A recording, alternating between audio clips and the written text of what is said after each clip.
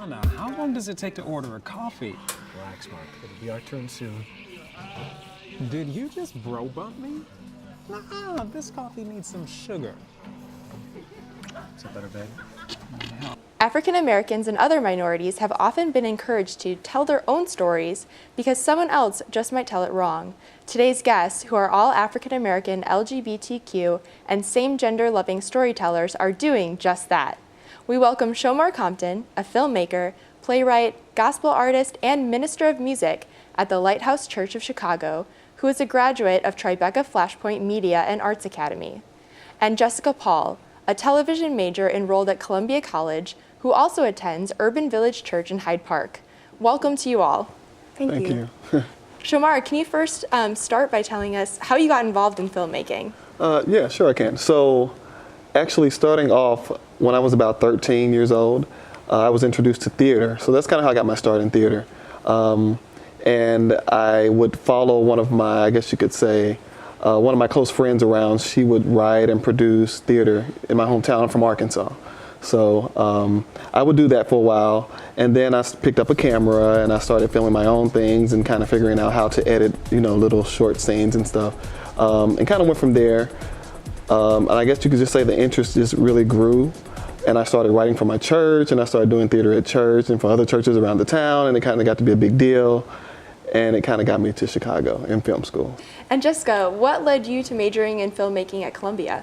I actually never expected that I'd be a film student at Columbia. If I ever pictured going here, I would have been for journalism. But through my writing and advocacy for LGBT issues, I've realized that if I can learn the grounds of film and video, I can tell the story of our community that often gets stereotyped. And what are some of those stories that you feel really need to be shared? I personally have reflected on my own story, in which I come from the south side of Chicago, and a lot of my peers come from other areas. Maybe their parents can financially support them, and I feel that as a minority I have a lot more of a struggle with commuting to school and having the supplies that I need, and you know, just even the self-confidence to get out of bed in the morning because I'm telling myself that my dream is worth pursuing. Shomar, which subjects do you prefer to focus on? You know, I really prefer to focus on issues that are real to me. So I guess I could say issues pertaining to Black life a lot, issues pertaining to same-gender loving Black men, things that impact myself and my community. And I also tend to focus on stories about family, because I know there are so many family issues within my community when it comes to even stigma about being same-gender loving, HIV stigma, which we know is big in the community. So I tend to want to focus on those issues and bring light to those so that conversations can be had in places that the conversations should be had. How important is it to you that the authentic image or vision of gay men and lesbian women are properly shown? You know, I think that is really important, and I'll tell you why.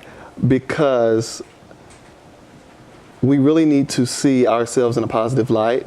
And I think the more that we can see that, we can change the way that we see ourselves, if that makes sense. It's a really empowering thing when you can see a true, authentic image of someone that looks like you on the screen or on stage performing, and then that will give you the hope and the encouragement to know that you can do the same thing. Can you tell us how your faith and your sexuality really inform the work that you're doing and even your daily interactions at Columbia?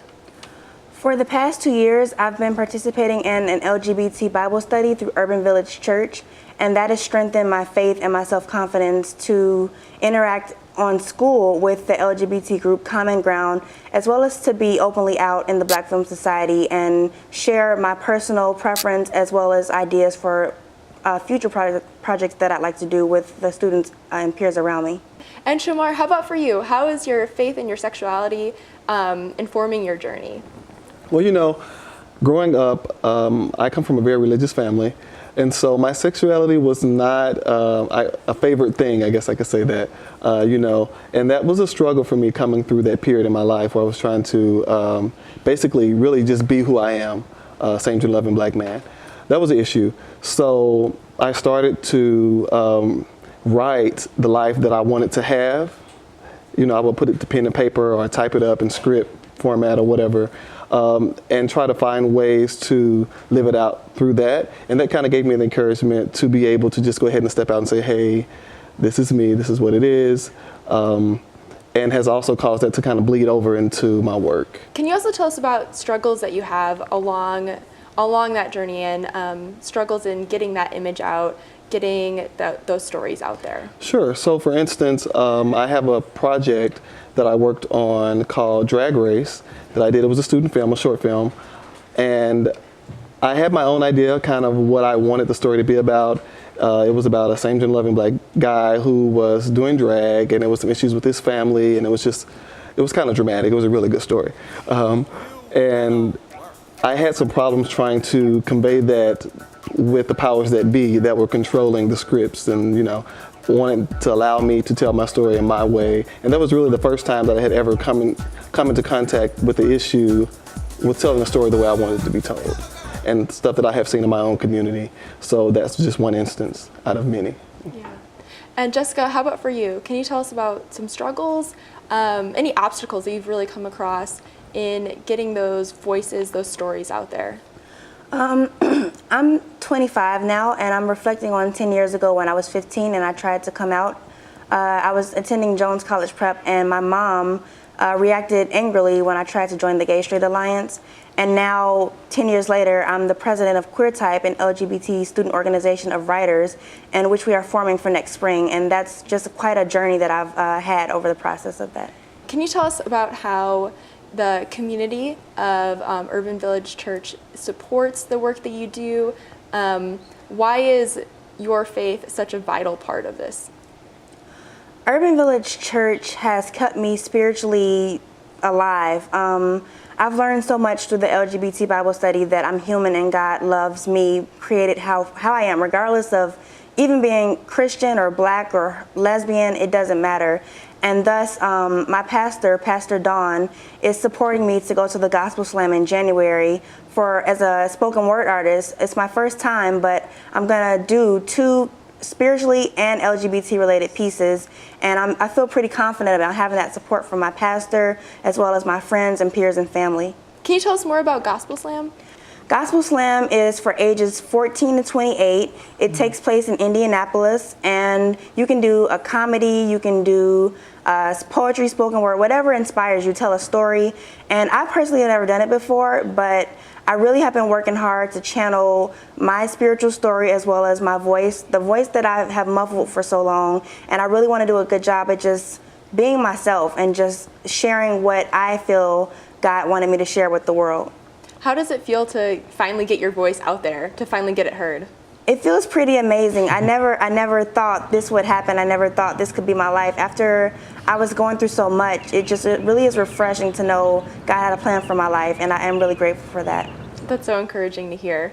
And Shomar, you attend Lighthouse Community Church? I do. Can you tell us more about how that community is a support for you in your work? Me coming to Lighthouse Church of Chicago, Pastor Jamie Frazier, has been a very big change in my life. I came from a Baptist church back home in Pine Bluff, Arkansas. And there's a big difference because Lighthouse Church of Chicago is a same-gender loving, affirming church. And so they have really supported me and helped me to find myself and helped me come to the realization that God does love me, and that I'm not a mistake, and I was not a mistake, and there is purpose to my life. And I really needed that, I think, at the time when I found Lighthouse Church of Chicago. And so it's easy to work and to write and to create these things, but it's much easier to work and write and create when you know that that you truly are loved and that you truly are not a mistake, and that your gift does come from God and that He does love you. And so once you have a family or a spiritual family that can kind of take you in and hold you and say, hey, God does love you, let me show you why, and right here, let me show you how to study and how to research, it makes it worthwhile. Thank you so much, Shomar. Thank you, Jessica. Thank you. We really appreciate you both coming to share your experiences, your words, your stories, your vision with us today. I'm Leah Smith for Different Drummers and the Greater Chicago Broadcast Ministries. Keep the faith.